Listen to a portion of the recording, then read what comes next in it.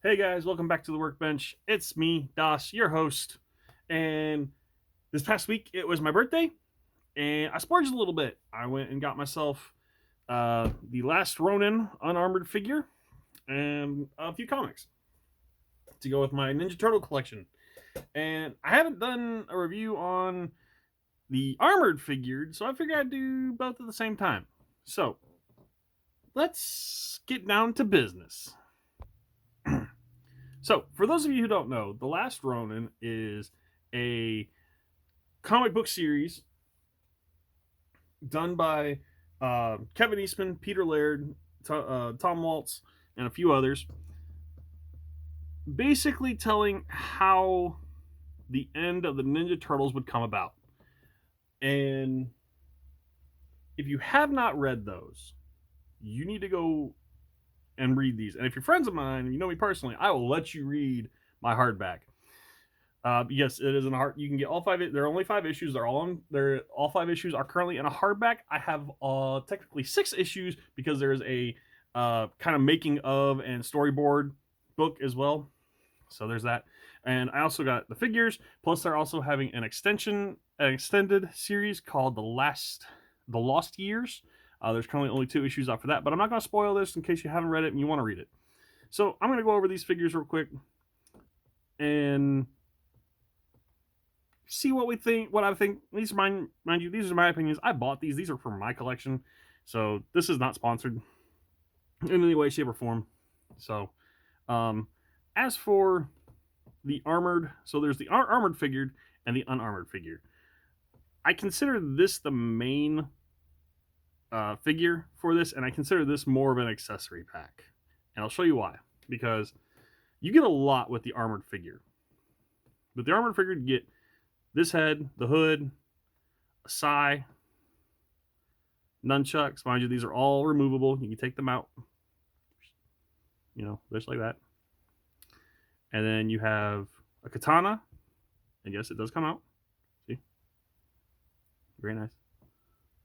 There we go. And a bow staff, which also comes out. One of the things, and then you have a third pouch for whatever else you want to put in there. So, I like this figure. Don't get me wrong. I do like the unarmored or the armored figure. The other stuff that it comes with is you get a open mouth head, 2 bandanas. You get a long set, and yes, it's black. And I know what you're thinking, which one's the black turtle? I'm not going to spoil it. You have to read the comic. And a short headband. You also get what I think is considered. I think this part next is technically the weakest part of this figure, and that's these goggles. Not a fan of these. They're on a little elastic band that you can either attempt to fit them on his head or fit around his neck. I chose neither, so there's that. You get 6 hands, 3 sets, 1 open, 1 closed. They are well sculpted. They are very nicely sculpted. 2 holding hands, 1 left, 1 right, and this one is holding a what I call a grenade. It's a grenade essentially, but it looks a lot like a thermal detonator from Star Wars. You then also get splayed open hand, both left and right. He's currently got one on him. Like that. Yep. And then you also get a tonfa, this metal tonfa. It's not the in the book. It's a metal tonfa. It's got some really cool techniques that the Last Ronin uses against the Foot Clan. He also has a ninja climbing hook. This also not really a fan of because it's the cloth. It's the rope. I'm not a fan of rope. It'd be cool if this was like a wire. That way you can make it look like he's throwing it. But as it sits, I mean, he can't grip it. It's too thin. Yeah. And then you get 4 itty bitty teeny tiny shuriken, aka throwing stars, and these are pointy, people. If you drop them in your carpet, I guarantee you the carpet monster will devour them, and you will never see them ever again. You get 4 of them in total. So that's just the armored figure. So also his hood does come off, so you can do that and attach one of the headbands in the back on one of that little peg there. So just boop, just like that. and boom, you have a de-hooded Ninja Turtle. So, and these are kind of bendy. I wouldn't recommend bending them too much. Personally, I like it with the hood on. So, again, there's also a little tab in the hood, so you can just hook it right on in there. The other thing I'm not a real fan of is I wish this was a solid piece, not this stringy rope. I feel like this is too loose on him, and I feel it's just gonna rub the paint off eventually. Those are my only gripes for this. Other than that, the articulation for it is great. He just stands on my shelf, kind of looking menacing. Now, as for the unarmored figure, you get him in this box. And this is a very iconic scene. It's also a very heart-wrenching scene because there's some feels. I won't lie. There's some feels to this scene that he's about to do. If you've read it, you already know what I'm talking about. So you get a nice little open cover for that. So with this one, you get another tonfa, some more nunchucks, a broken katana, another sai. I want to say these are like throwing darts, like ninja throwing darts, and then you get another 5 hands plus 2, odd set. So probably one for holding said book. Another face. So I will probably have him in the seppuku, this looking way. And then you also get a mouser cat called M12 for some reason. Let's open them up. Okay, so let's start off with the accessories, then I will get to the figure. So cracking him out, he comes with 4 of these. I don't know what they are. They look like chisels, but I know they're not chisels or spikes. So I'm assuming they're like kind of like ninja spikes or something like that. That's my only guess. I'm putting these in a baggie because I guarantee you I will lose these. The carpet will eat these up as soon as I move them off the table. Secondly, M12. He's a little statuette. He doesn't do crap. He just sits there and looks like a mouser, but doesn't twist. No articulation to him whatsoever. A little bit of bendy there. Quality-wise, it's all right. He's okay. Not my favorite mouse. I'd rather have the originals, to be very honest with you. He's also... he might go on the shelf, actually. Comes with, surprisingly enough, this is what I think is interesting. This Last Ronin comes with 7 hands. A pair of karate chopping hands. A pointer finger. Like, yeah, 2 holding hands, 2 grippy holding hands that look like they need to be warmed up and opened up a little bit. And then 2 closed fist hands, which are currently on the figure. So, that's those. Another sai. It's pretty straight. That's not bad. That's pretty good. Straight sai. It's I believe it's the same sai as the other one. So let me take a look here. This is the original. So whoop, pop that out. Yep, plastic bag stuck in my arm there. All right. Okay. So armored, unarmored.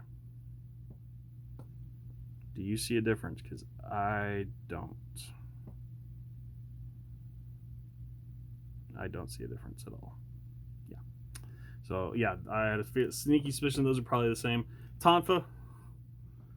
Now I got 2 of them. I do like the Tonfas. Tonfas are a pretty cool weapon. So, I will probably have him, the armored version, wielding both of the Tonfas. Broken katana.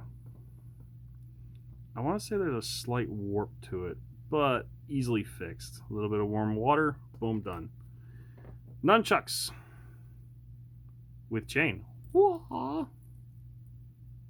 Actually, I have a pair of nunchucks on my wall. I like the ridging. Let me see if the other one pair has a ridging. I'm not sure. Does the other pair have ridge? Yes, it does. So the nunchucks are also the same. They just look different colored, I think. So, yeah. The nunchucks are the same. Size are the same. Tonfa's the same. Only difference really is the broken katana and the book. I don't know what that reads because I can't read it. But the book is like actually probably one of my favorite pieces out of all of this. I do love the book. And also one more head, some straight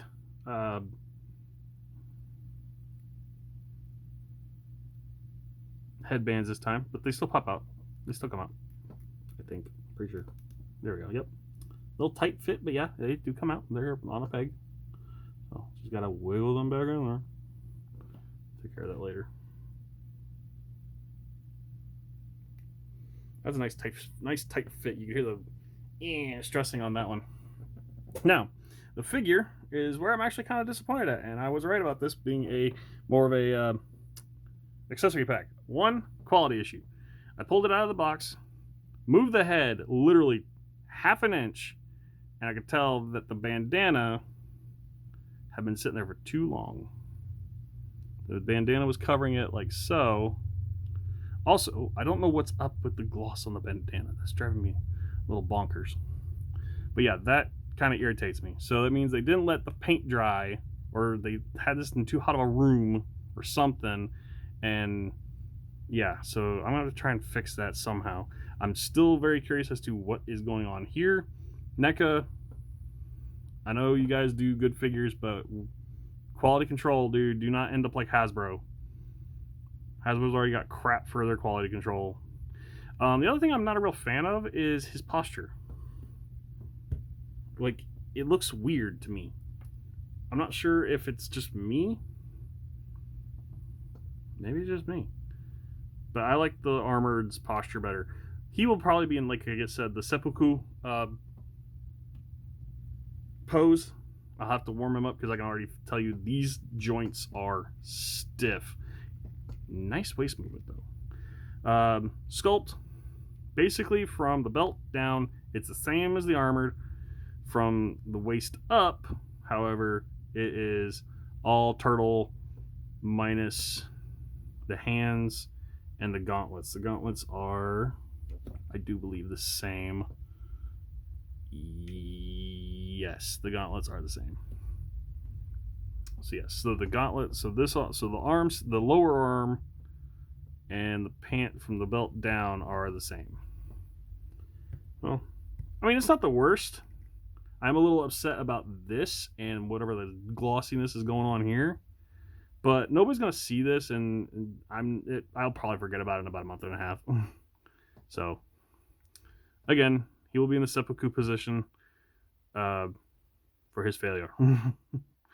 So, hope you guys enjoyed this unboxing. I'm gonna play around my action figures and see if I can't break anything. Have a nice week. Bye.